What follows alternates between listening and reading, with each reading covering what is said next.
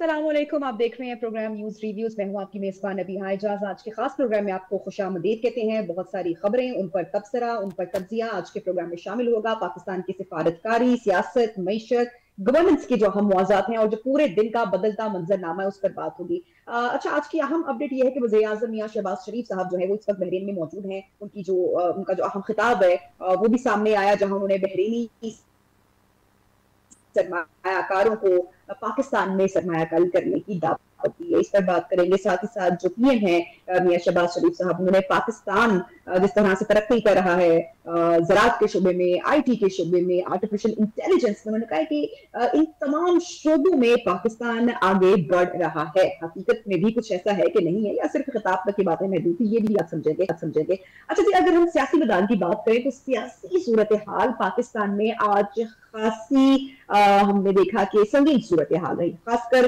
खैबर पख्तूनख्वा के वजीर आला सुहेल आफरीदी साहब, उन्होंने विफाक पर कुछ संगीन इल्जामात लगाए हैं। आज शवाहिद सामने रखे गए हैं या रखे जाएंगे, आने वाले दिनों में क्या होगा ये जानेंगे। और बहुत सारी चमगोइयां भी हो रही है, इतलात भी सामने आ रही है कि जो इदारे हैं वो आने वाले दिनों में कोई अहम फैसला करने वाले हैं। तो वो अहम फैसला क्या होगा, पाकिस्तान की सियासत पर, सियासी जमातों पर उसका क्या असर होगा, ये भी आज प्रोग्राम में डिस्कस करेंगे। अच्छा जी, सूरत हाल उस वक्त खासी संगीन हुई जब हमने देखा खैबर पख्तूनख्वा के वज़ीर आला सुहेल आफरीदी साहब ने इमरान खान से मुलाकात ना होने पर अडयाला जेल के बाहर एहतजाज किया। और ये अच्छा खासा एहतजाज था, इसको मीडिया कवरेज भी खासी मिली। मुलाकात ना होने पर अडयाला रोड पर ही बैठ गए। दूसरी जानिब बैरिस्टर गौहर साहब की कुछ स्टेटमेंट सामने आई है। प्रोग्राम में उसको भी हिस्सा बनाएंगे। जो मेहमान हमारे साथ आज के प्रोग्राम में कॉन्वर्सेशन है उनका मैं आपसे करवाते चलूं। मिर्जा साहिबा पाकिस्तान तहरीक इंसाफ से हमें ज्वाइन कर चुकी हैं। बहुत बहुत शुक्रिया मेहमानों का हमें ज्वाइन करने के लिए। वाज मोहम्मद न्याजी साहब पाकिस्तान मुस्लिम लीग नून से भी हमें ज्वाइन कर चुके हैं। नुसरत वाहिद साहिबा, सबसे पहले प्रोग्राम का आगाज मैं आपसे करना चाहूंगी। गुज़श्ता रोज से सोशल मीडिया पर बहुत सारी इतलात और एक रूमर जो कि सरगर्म थी, वो खान साहब की सेहत के हवाले से थी। और बल्कि सेहत के हवाले से नहीं थी, ये इतलात सामने आ रही थी कि खान साहब का कत्ल जो है वो कर दिया गया है और ये अफवाह फैला दी गई। आप नहीं समझती है कि माजी में भी इस तरह की इतलात, रूमर सामने आती रही हैं, कभी खान साहब की सेहत के हवाले से, कभी जिस्मानी तशद्दुद के हवाले से, कभी सेहत की खराबी के हवाले से। क्या पाकिस्तान की तहरीक इंसाफ हुकूमत पर प्रेशर बिल्ड करना चाहती है, क्योंकि किसी भी खबर में कोई सदाकत नहीं थी, इंडियन प्रोपोगेंडा निकला, एंड पे अफगानिस्तान का सोशल मीडिया उस खबर को स्प्रेड कर रहा था। बिस्मिल्लाहिर्रहमानिर्रहीम। बहुत शुक्रिया नबिया। देखिए, ये खबर सबसे पहले अफगानिस्तान से छपी, एक ऐसे अखबार से जो कि बिल्कुल भी रिलायबल नहीं है। और फिर उसके बाद बलूचिस्तान से। और इंडिया ने तो करना ही होता है अपना काम सारा। बलूचिस्तान का अखबार भी बिल्कुल अननोन सा है, उसमें कोई ऐसी नहीं कि आप देखें कि वो क्या कर रहा है या क्या नहीं कर रहा। तो ये मैं मुझे नहीं पता कि ये कौन कर सकता है इस किस्म की हरकत, सिवाय इसके कि पीपल्स पीटीआई को बहुत ज्यादा अलर्ट करने के लिए। कि जाहिर है लोग इस चीज को बर्दाश्त नहीं कर पाएंगे, खुदा न खास्ता अगर कोई ऐसी चीज है। पहले तो ये अफवाह है कि जी उनकी जगह चेंज कर दी है, वो यहाँ पे नहीं है और खाली है वो और फलाना का। फिर उसके बाद जी, शौकत बसरा साहब ने उनको नाउजुबिल्लाह। रिलोकेट करने की बात की थी मीडिया पर। जी, तो ये इंतहाई मेरे ख्याल में घटिया चीजें हैं। इससे जो अवाम है खास तौर पे वो बहुत ज्यादा परेशान हो गई है, और भी हो जाएगी खुदा न खास्ता अगर इस किस्म की हो। इसलिए हम लोग चाह रहे थे कि अगर किसी से नहीं मिलाते तो एक बहन को भेज दें, एक बहन को भेज दें ताकि वो मिलके तो आ जाए, तसल्ली तो हो जाए कि वो ठीक है बिल्कुल। और मैं समझती हूँ सिर्फ र्यूमर्स हैं, इस तरह का कोई इरादा नहीं है। ना जिन लोगों ने गिरफ्तार किया है उनका, और ना ही हुकूमत का। खुदा ना करे खासा कोई इस किस्म का एक्सट्रीम स्टेप नहीं लिया जा सकता उनके लिए, क्योंकि वो एक ऐसे ही आम से कैदी नहीं है जिसको जेल के अंदर मार दिया जाए या कुछ और कर दिया जाए। तो वो एक मतलब आपको पता है कि 180 सीट्स के मालिक हैं वो। हम्म। और उसके अलावा पूरी दुनिया में एक नोन फिगर है। खुदा ना खासा वो उस टाइप के नहीं है कि आप हम्म। कुछ कर दें और लोगों को फर्क ही ना पड़े इस बात से। तो इसके लिए इस किस्म की अफवाहें जो लोग फैलाते हैं वो सिर्फ ये कि अवाम में बेचैनी हो, अनसर्टेनिटी हो और परेशानी हो, इसके अलावा और कोई इसमें नहीं है। मैं नहीं समझती कि जो लोग इस तरह की हरकतें कर रहे हैं वो कोई ठीक है, अच्छा काम कर रहे हैं।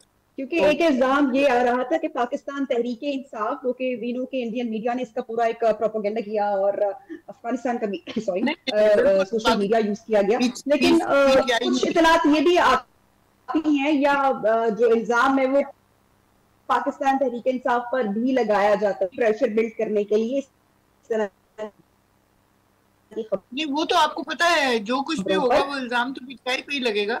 जब खामोशी पिछले 75-76 तैयार किए सालों से रखा मोहम्मद पाकिस्तान नियाज में ने जो बड़ी लोग मेरा हुकूमत ये कर ना रहे तो हैं, शामिल गुफ्तगू करने दें जी। न्याजी साहब, आवाज मेरा आपकी आपसे कट रही। सवाल है बार बार आपकी हुकूमत पर। ठीक है, मैं आपकी जानिब बढ़ूंगी, मैं दूसरे मेहमानों को शामिल गुफ्तगू करना चाह रही हूँ। न्याजी साहब, ये फरमाएगा क्यों हुकूमत पाबंदी लगा रही है, अदालती अहकामात के बावजूद क्यों मिलने नहीं दिया जा रहा मुलाकात करने से खान साहब से? देखिए जी, उसमें अगर अदालत ने हुक्म दिया जैसे कि मेरी बहन कह रही थी और आप भी कह रही हैं कि अदालत हुक्म दिया तो मुलाकात करानी चाहिए। अगर नहीं है तो कोई वजह होगी, तो तरीक़ेकार, कानूनी तरीक़ेकार यह है कि वे दोबारा अदालत के पास जाएं कि आपका जो ऑर्डर है उस पर ओबे नहीं किया जा रहा या उस पर अमल नहीं किया जा रहा, तो ज़ाहिर है कोर्ट फिर दोबारा उनको जिम्मेदारान को बुलाएगी और से फिर जवाब तलब करेगी। कुछ चीज़ें ऐसी होती हैं कि बंदा ऑन एयर नहीं कह सकता, तो बीच में मामलात ऐसे चल रहे होते हैं और फिर इस खास मौके पे जब भी जो ज़मीनी इलेक्शन हो रहे थे उस किस्म की। अब प्रॉब्लम ये है, जो मैं समझता हूँ कि जो भी खान साहब से मिलने जाता है वो अपनी एक आके 3-4 बंदे को मिलने जा रहे हैं, तो हर कोई अपने आप पे अपने मिजाज के मुताबिक स्टेटमेंट जारी कर देता है, जो कि मुल्क में सियासी दशात का बहस बनता है। किसी को गाली दी होती है, किसी को ऐसा क्या हो गया कि मीडिया पर नहीं बताया जा रहा? ये तो अब होती है। वजुहात है कि मुलाकात की इजाजत नहीं दी जा रही, ऐसी कोई ऐसी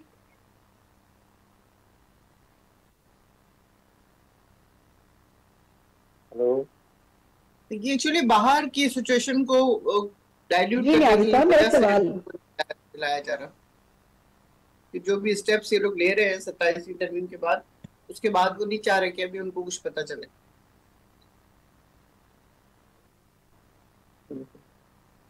न्याजी साहब, मैं आपसे ये जानना चाह रही हूँ कि ऐसी कौन सी वजह होगी जिसका जिक्र आप करें कि आप मीडिया पर नहीं बता सकते हैं? जब अदालती अहकामात सामने आ चुके हैं, तमाम मामला सामने हैं, तो वजह क्यों आप छुपा रहे हैं? कि क्या वजह है? इतने इल्जामात लग रहे हैं हुकूमत के ऊपर, इतनी तनकीद की जा रही है बारहा।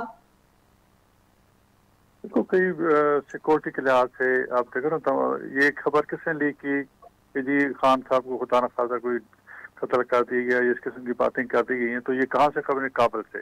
अब इन्हीं काबुल को लोगों ने धमकी दी थी कि जी हम पत्नी खान को आज़ाद करेंगे, और तालिबान की थी, और जो पाकिस्तान में मुकीम तालिबान थे उन्होंने उकसाया और उन्होंने बयान जारी किया कि अब खान को जो है बाहर निकालेंगे, उस किस्म की लिहाज है। तो फिर जी बड़ा हुकूमत का ये बड़ी खतरे की बात होती है ना जी, जिम्मेदारी कोई सिक्योरिटी कंसर्न होते हैं और कोई वजह नहीं है। हमें खान साहब चाहे जेल में हो चाहे बहरा में कोई फर्क नहीं पड़ता। अदालतों के फैसले हैं, अदालती फैसले के साथ वो अंदर है। जब अदालतें उनको कहेंगे रिलीज करो तो हम रिलीज कर देंगे, ठीक है नहीं। अगर उस पर कोई ये समझते हैं कि अदालत के हुक्म भी अमल नहीं किया जा रहा, तो दोबारा कानून तरीका है और फिर जहाँ कहे कि अदालत के ऊपर अमल नहीं कर रहा, तो जहर कोर्ट के अंदर इन कैमरा बातें सारी बताएंगे और फिर कोर्ट के मुताबिक जो करेगी उस पर अमल दरामद किया जाएगा। तो ये चीजें हैं जिसकी वजह से, अदरवाइज हमें कोई इंशाल्लाह खान साहब ठीक है, खान काफी ठीक रहे हैं, कुछ भी ऐसी बात नहीं, खुदा न खासा। ये मकसद यही है कि खान साहब से एक प्रेशर डालना हुकूमत काफी ठीक रहे हैं। पाकिस्तान तहरीक इंसाफ के लिए इतनी खबर काफी है जानने के लिए कि खान साहब जो है वो जेल के अंदर ठीक है। मिर्जा इख्तियार बेग साहब हमारे प्रोग्राम में कॉन्वर्सेशन है। बेग साहब, मेरा आपसे सवाल ये कि इस वक्त जो मोमेंटम पाकिस्तान तहरीक इंसाफ बनाने की कोशिश कर रही है, सुहेल आफरीदी साहब एग्रेसिव उनकी स्टेटमेंट्स कहें या जज्बाती कहें या अपनी पार्टी के लिए आप एक कोशिश कहें, हिकमत अमली कहें, नया बयानिया कहें, लेकिन आपको पाकिस्तान पीपल्स पार्टी को ऐसा नहीं लगता कि कोई तसादुम हो सकता है? स्पेशली जो आज सूरत हाल हमने देखी, जिस तरह से एहतजाज किया गया, सड़क पे बैठ गए, तो ये आपको लग रहा है कि ये कोई एक बड़ा जो तसादुम है वो हो सकता है आने वाले दिनों में, अगर ये इसी तरह से चलता रहा सब कुछ? देखिए, पहले दिन से जब हलफ उठाया था सुहेल अफरीदी साहब ने, मैं उनके बयानात का बड़ा क्लोजली मुताला कर रहा हूँ और उनके बयानात बड़े हॉस्टाइल, बड़े सख्त हैं और वो ये साबित करना चाह रहे हैं कि उनको लाया इसलिए गया है कि वो बानी पीटीआई को रिलीज कराएं, उनको छुड़ाएं। उनकी बातों में मुझे कहीं पे नजर नहीं आया है जहां पे मज़ाकरात या बैठ के बात करने की बात हो। उनके ज्यादातर चीजें जो होती हैं वो आप भी उठा के देख लें, वो चैलेंज देते हैं, अपना अयादा दोरादा करते हैं और साथ साथ वो ना करने के लिए वो जो कुछ कर रहे हैं, रोड ब्लॉक कर रहे हैं, वहां बैठ रहे हैं, धरने दे रहे हैं। मैं एक्सपेक्ट ये कर रहा था कि एक नई हुकूमत अमरी की अगर पीटीआई मुंतजिर थी तो सुहेल अफरीदी साहब को नई हुकूमत अमली जिसमें कन्विंस और गेट कन्विंस की बुनियाद पे मज़ाकरात होते, बैठ के मशावरत होती और कुछ लोग कुछ दो की बुनियाद पे इसको बात को आगे बढ़ाया जाता और उन लोगों के साथ मज़ाकरात होते कि जो पॉलिटिकल पार्टीज हैं जिनके पास देने या लेने के लिए कुछ जेब में है। लेकिन ये चीज जो हिकमत अमली बिल्कुल इसको इग्नोर किया। आपको याद होगा कि पीटीआई की मैंने हमेशा कहा कि अफगान में जो अददी एक हैसियत थी वो 100 के करीब पोजीशन में मिला के वोट्स इनके बनते थे, लेकिन आस्ते आस्ते पीटीआई सुकरती गई, रिजर्व सीट्स के फैसले आए, डिस्क्वालिफिकेशन हुआ और इस तरह से ज़िमनी इंतखाबात में भी आपने देखा कि वाइप अप हो गई उन जगहों पे और दूसरे लोग जीत के आए हैं और उनका दावा है कि हमारी ये डिलीवरी के ऊपर हमें ये वोट मिला है। तो पीटीआई को इससे एक सबक हासिल करना चाहिए था और अपनी हिकमत अमली को ट्यून करना था उसके हिसाब से, जहां मज़ाकरात का पहलू एक निकलता हो, एडमिनिस्ट्रेशन इस्टेब्लिशमेंट के साथ महाजराई के बजाय। लेकिन मैं नहीं समझता कि पीटीआई ने कुछ सीखा है और उसकी बुनियाद पे पीटीआई सुकड़ती जा रही है, उसकी वो स्ट्रेंथ नहीं रही है जो पीटीआई की। ये सियासत अददी खेल है, अददी गेम है और ये अदद शुमार जब आपके कम होते जाएंगे, घटते जाएंगे, तो आपकी जो सियासत है उसका जो थ्रस्ट है वो भी कम होता जाएगा। आपकी बात मनवाने, आपकी बात कहने का जो एक जोर होता है, एक असर होता है, वो कम होता जा रहा है। तो इन्हें ये लहम फिक्रिया है कि ये सोचें कि इस इलेक्शन के बाद हमें क्या सबक मिला है। मैं आदमी जो सियासत का एक वर्कर हूं, मैं बाहर बैठ के मेरा ये तज्जिया है कि इन्हें अपनी हिकमत अमली को रिवाइज करना चाहिए, उसको रिवैम्प करना चाहिए और एक नई हिकमत अमली के साथ मैं बिल्कुल यही से इसी पॉइंट से बेग साहब, इसी पॉइंट से मैं नुसरत वाहिद साहिबा को शामिल गुफ्तगू करना चाहूंगी। नुसरत वाहिद साहिबा, सारी गुफ्तगू आपने मिर्जा इख्तियार बेग साहब की सुनी के तरीके इंसाफ अपनी जो स्ट्रेंथ है वो कम कर चुकी है, सड़कों की या एहतजाजी, उसके ऊपर भी वो अपना कमेंट कर रहे थे। और बारहा पीटीआई की जब सियासत का तस्करा होता है तो अब यही कहा जा रहा है कि खान साहब जब से जेल में है तो पीटीआई की जो सियासत है वो सिर्फ एहतजाजी रह गई है या वो सड़कों की रह गई है। कल भी जो इतलात सामने आई, बैरिस्टर गौहर साहब ने भी कहा कि हम पाकिस्तान तहरीक इंसाफ की जो है वो धुंधली एक मीटिंग हुई है और मुज़ाकरात के हवाले से जो पीटीआई है उनको अपना ये जो एग्रेसिव रवैया है या जो एक नरमी है, कुछ थोड़ी सी डिटेल्स शेयर करेंगे पूरी मीटिंग की, क्या तय पाया गया? देखिए, जो सबसे इम्पोर्टेंट बात है, अभी जो मेरे भाई फरमा रहे थे कि वो जब से वज़ीर आला आए उनका बहुत एग्रेसिव रवैया है। नंबर एक तो जब वो आए नहीं थे तो उससे पहले के बयानात देख लें, गवर्नर साहब को देख लें, वो वहाँ पहले इस्लामाबाद में रहे, फिर आगे यहाँ कराची में रहना शुरू हो गए। उसके बाद बिलावल भुट्टो ने भेजा उनको वापस कि आप जाइए और जाके हल्फ लीजिए, जो आपका आईनी हक है। उस पर वो आए हैं और आके उन्होंने हल्फ लिया है। और मतलब आप ये देख लीजिए कि शुरू से किस तरह के रवैये रहे। मौलाना फजलुर रहमान साहब चले जाते हैं जी अदालत में, मेरे बेटे को, या भाई को, पता नहीं किसको बनाओ। तो ये वाली चीजें क्या करेंगी एक आदमी के अंदर, और कितना गुस्सा दिलाएंगे कि आप उसके 180 मेंबर्स को में से लेके आपने कहां से कहां पहुंचा दिया, फिर आप नाअहल कर देते। फिर आप जो हमारी रिजर्व सीटें हैं जो कि कराची की और पूरे पाकिस्तान से रिजर्व सीटें हैं वो सारी की सारी लेके दे दी जाती है, ऐसे जैसे नीलाम में दिया जा रहा है। 2 सीटें जीती हैं आप 7 सीटें ले ले, आपने 6 सीटें जीती है आप 15 सीटें ले ले। ये क्या, ये इसको इंतखाबात कहते हैं और इसको गिनती कहते हैं कि आप उनसे गिनती छीने, आप जान के ये सारा कुछ करें कि आपको अपने आप को स्ट्रेंथन करना है, कि आप चाहते हैं कि आपके अंदर वो वाली चीजें आ जाए, वो नंबर आ जाए जिसके बाद आप कुछ फैसले कर सकें। तो आप देख लें उसका क्या नतीजा निकलेगा।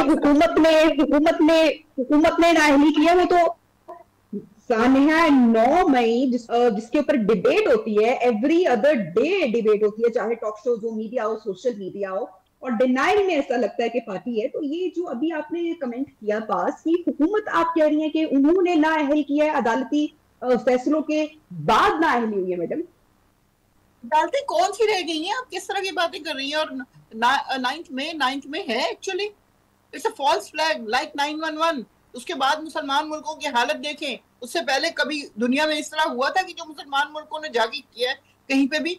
वो 4 जो उनके पिलर्स गिरे थे 2, उसमें वो क्या थे, उसमें काट काट के बम डाले हुए थे, और वो गिरा के रिमोट कंट्रोल जहाजों से गिरा के उन्होंने मुसलमानों के ऊपर इल्जाम लगाया, जिसका इल्जाम आज तक हम लोग उसके नतीजे भुगत रहे। इसी तरह 9th में किया है, वो क्या है मुझे बताएं? कोई आदमी बैरियर में जा सकता है? आप जाके दिखाएं उस किसी भी कैंट एरिया में।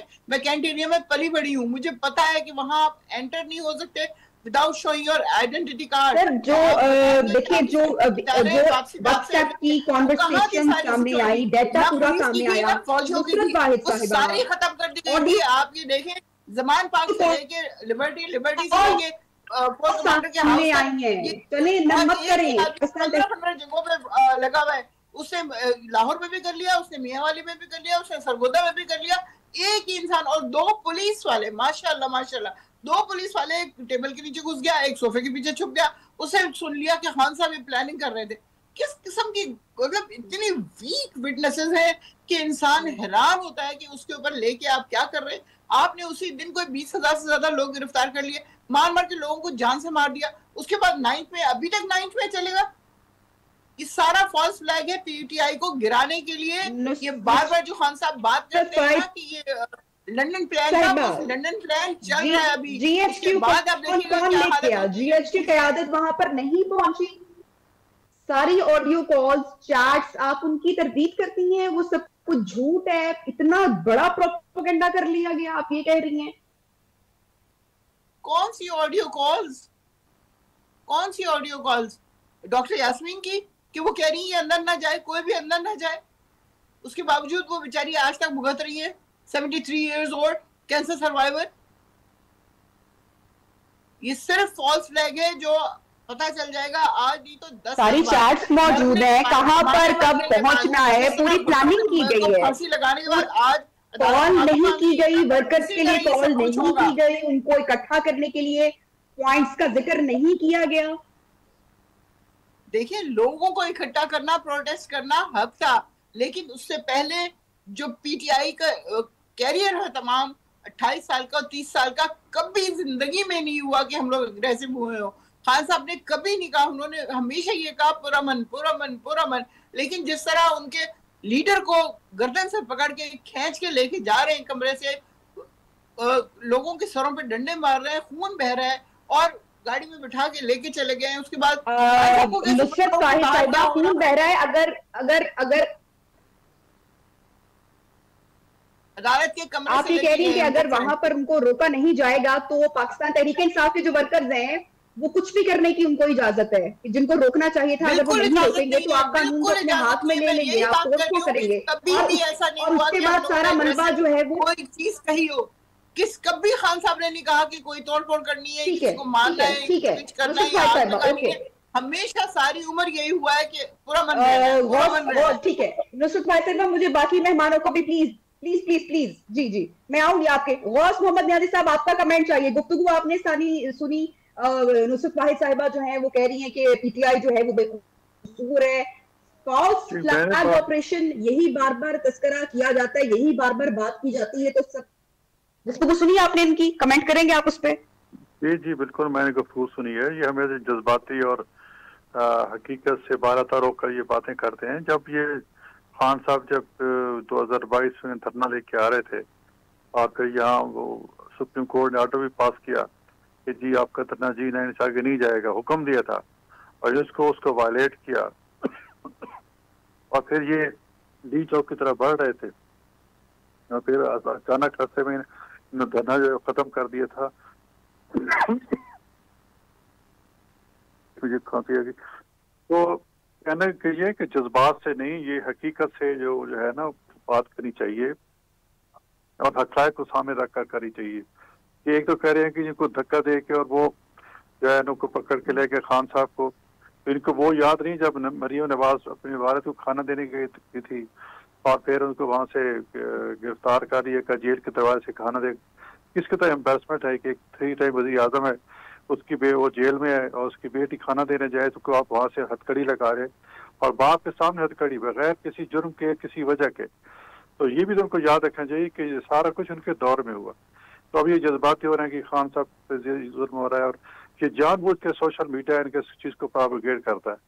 इनके सोशल मीडिया काबुल में बैठे है, ये वो काबुल वाले नहीं है मेरे ख्याल में, ये यही लोग हैं, इनके लोग वहाँ बैठ के ये प्रोपेगेंडा करते हैं कि जी खान साहब को ये हो गया, वो हो गया। तो अमेरिका था, बच्चे हुकूमत को प्रेशर डालना, मुल्क में सियासी निशार फैलाना।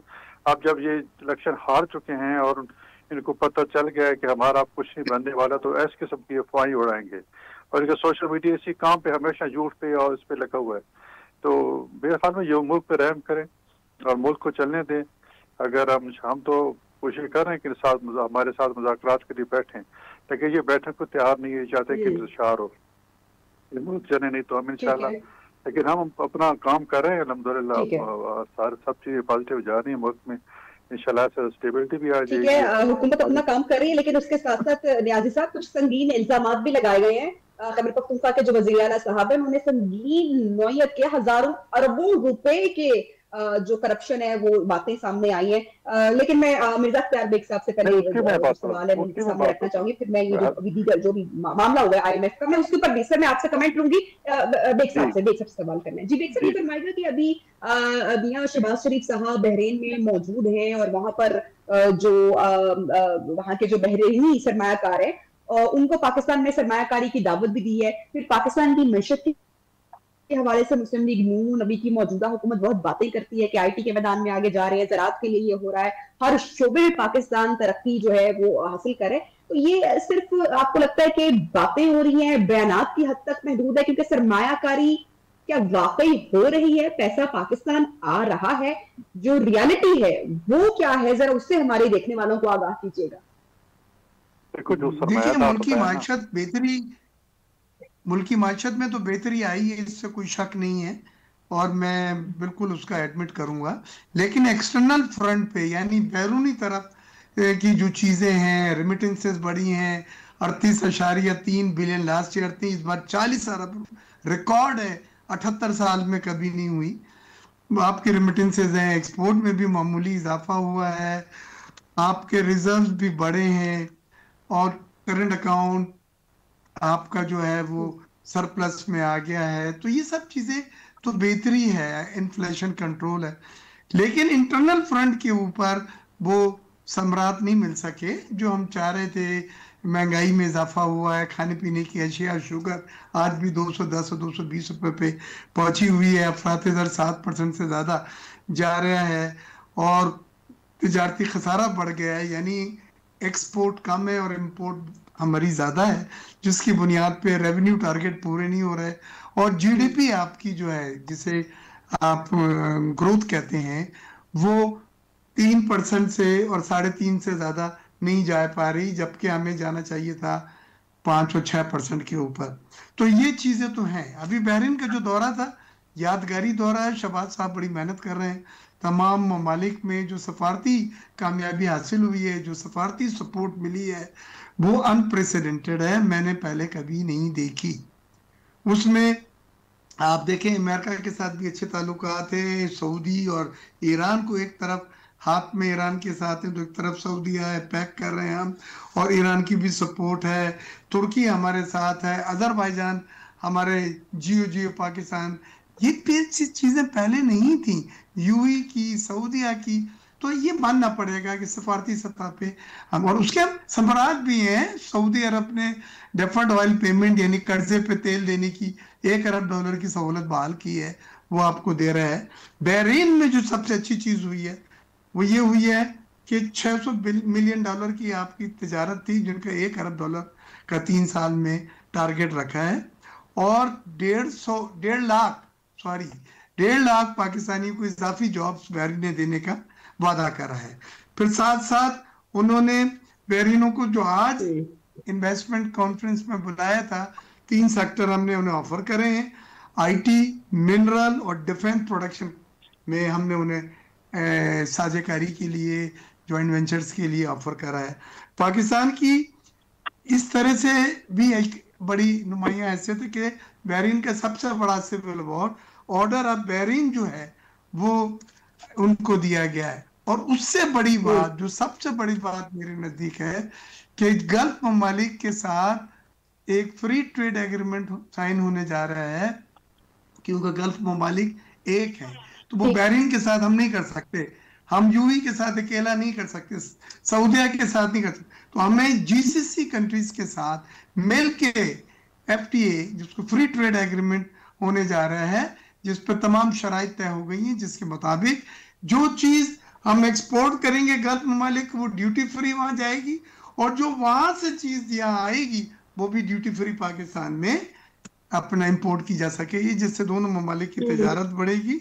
हमें बहरीन से जो रेमिटेंस आ रही हैं, जो सऊदी अरब से रेमिटेंस आ रही हैं यूएई से, वो टोटल रेमिटेंसेस का तकरीबन आधा है। इस बार अगर हम $40 अरब के रेमिटेंस की बात कर रहे हैं, तो $20 अरब सऊदिया, यूएई और गल्फ ममालिक से मिला के हमारी रेमिटेंसेस में, फिर अमेरिका और यूके और यूरोपियन यूनियन वगैरह आते हैं। तो ये रीजनल ममालिक है। बहरीन के साथ हमने कुछ जॉइंट वेंचर्स भी साइन करने जा रहे हैं, लेकिन ज्यादा इंपॉर्टेंट हमारे लिए है कि वो रिक्रूटमेंट के लिए 1.5 लाख पाकिस्तानियों की इजाफी जॉब्स अपॉर्चुनिटी फराहम कर रहा है। उस 1.5 लाख से रेमिटेंस भी बढ़ेगी, पाकिस्तान में बेरोजगारी भी बेहतरी की तरफ जाएगी।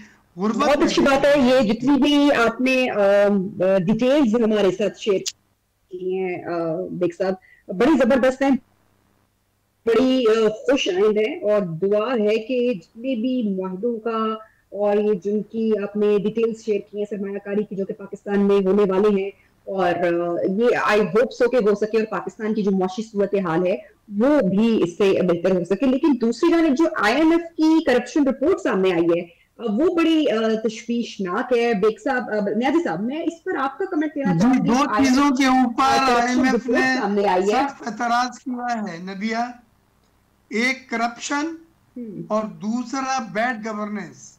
ये 2 चीजों पे IMF की रिपोर्ट भारी हुई है, और बड़ी शर्मनाक हद तक उन्होंने ये साबित करा है कि 5,000 मैं इसी पर नियाज़ी साहब का कमेंट मिलकर लेना चाह रही थी।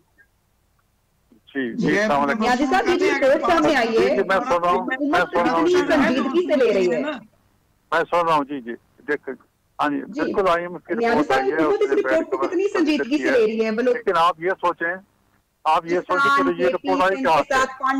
ये रिपोर्ट वाशिंगटन से आई है, ठीक है ना जी।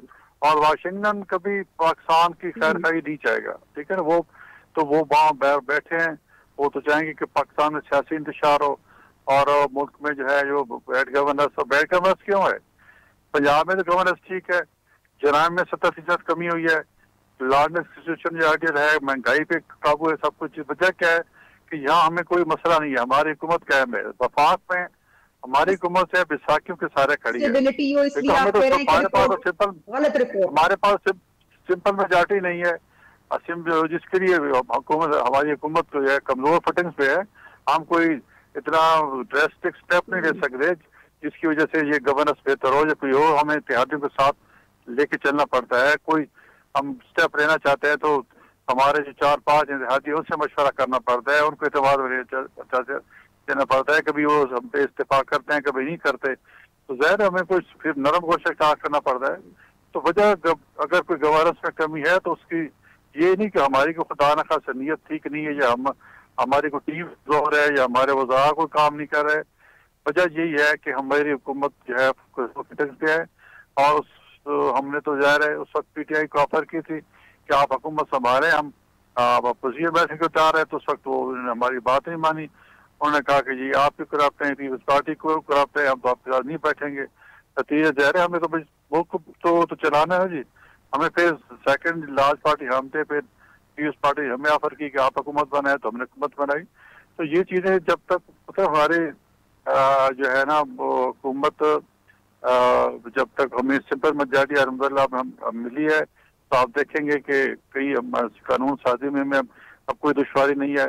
तो आप देखेंगे कि इंशाल्लाह अगर नेक्स्ट ईयर जो रिपोर्ट होगी इससे बहुत बेहतर होगी। ठीक है। तो ये प्रोग्राम का टाइम खत्म हो रहा है जी। बहुत शुक्रिया गौस मोहम्मद नियाजी साहब, मिर्जा इख्तियार बेग साहब, नुसरत वाहिद साहिबा प्रोग्राम में हमारे साथ इन कॉन्वर्सेशन थे, और तमाम जो इस वक्त मुल्क की सूरत हाल है उसके ऊपर जो तज्जिया था आपके सामने रखा। जो इख्तियार बेग साहब है उन्होंने बहरहाल पाकिस्तान के हवाले अच्छी गुफ्तगू की, और जो अच्छे अच्छे मुआहिदे हुए हैं जिससे पाकिस्तान की जो मईशत है वो परवान चढ़ सकती है और बेहतर फैसले जो है वो मुतवक्के हैं। प्रोग्राम का वक्त नाज़िम खत्म हो रहा है, इंशाल्लाह पीर को होगी आपसे मुलाकात। अपना ख्याल रखिएगा। अल्लाह हाफ़िज़।